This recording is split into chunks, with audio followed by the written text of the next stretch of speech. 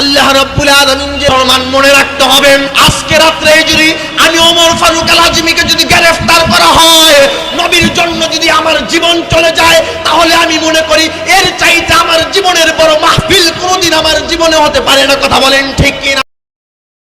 জাহেদ খানের ছোট ভাই ডিগবাজি দিচ্ছে, দেখেন ওরে পাইলে জুতা দিয়ে পিটাইতাম।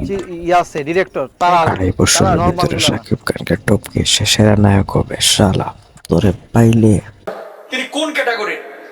লজ্জায় মাথা নত হয়ে যায়। আসলে আমরা যাচ্ছি কোথায়? এতদিন ছিল বক্তা, ওয়াজ করেছে ইউটিউবে, বিভিন্ন মাহফিলেও দাওয়াত দিয়েছে, আর আজকে সে নায়ক হতে যাচ্ছে। জামার ঠিক নাই, পাঞ্জাবির ঠিক নাই, দাড়ির ঠিক নাই, চুলের কাটিং কুটিং করে এই বদমাইশি দেখবেন আবার 20 দিন 25 দিন পরে ভাইরাল হয়ে গেল, আবার হাজির ভাব ধরবে। জুতা দিয়া পিটাইয়া এই সমস্ত লম্পট গুলোকে সাইজ করে ফেলা উচিত। আর বাংলাদেশের মানুষ তো ক্ষমা করতে জানে, ক্ষমা করে দেন। ভুল হলে ক্ষমা অবশ্যই করবেন, কেন করবেন না? ভুল হলে ক্ষমা করবেন, কিন্তু ইসলামিক স্কলার যার থেকে দিন নিচ্ছেন সে মানুষটা নিট অ্যান্ড ক্লিন হতে হবে। সমস্ত রাবীদের হাদিস কেন গ্রহণ করা হয় না? চারিত্রিক ত্রুটি থাকলে তা থেকে হাদিস নেওয়া যেমন যায় না, চারিত্রিক ত্রুটি থাকলে ওই ব্যক্তির থেকে দিন শেখাও জায়েজ নাই। কারণ এই দিন শিখে কোনো লাভ নেই। এই ছেলেগুলো যেটা হয়, প্রথমে বক্তা, পরে টিকটকার, মানুষ এদের সাথে সাথে নাচে, ঠিক 2 মাস পরে এসে আবার জুব্বা টুপি লাগায়, আমার ভুল হয়েছিল, আমার ক্ষমা করে দেন। আর মানুষ যেন বাস ক্ষমা করে দেয়।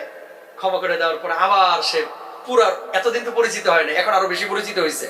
কারণ এই দেশের মধ্যে নেগেটিভ মার্কেটিং যে যত বেশি করতে পারে, ওইদিকে প্রেম নিয়ে খালি আলাপ করে, আবার ফেসবুকে স্ট্যাটাস দেয়, যতই হিংসা করো না কেন কোনো লাভ নাই। জনপ্রিয়তা কিন্তু কমতেছে না।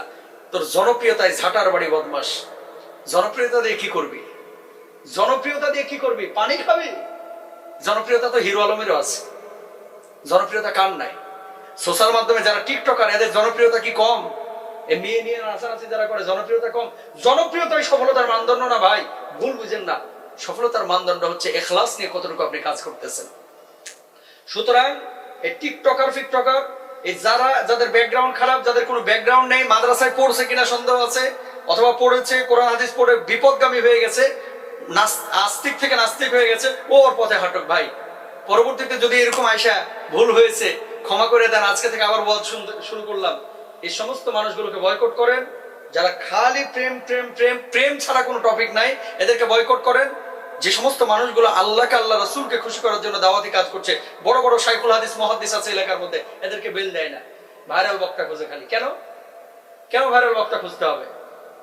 অনেকে আমাদের কাছে ফোন দেয় মাহফিলের জন্য, আমি জিজ্ঞেস করি হোয়াটসঅ্যাপে নক দিলে, যে এলাকার শাইখুল হাদিস মুহাদ্দিস বড় প্রিন্সিপাল, এদেরকে দাওয়াত দিচ্ছেন তো?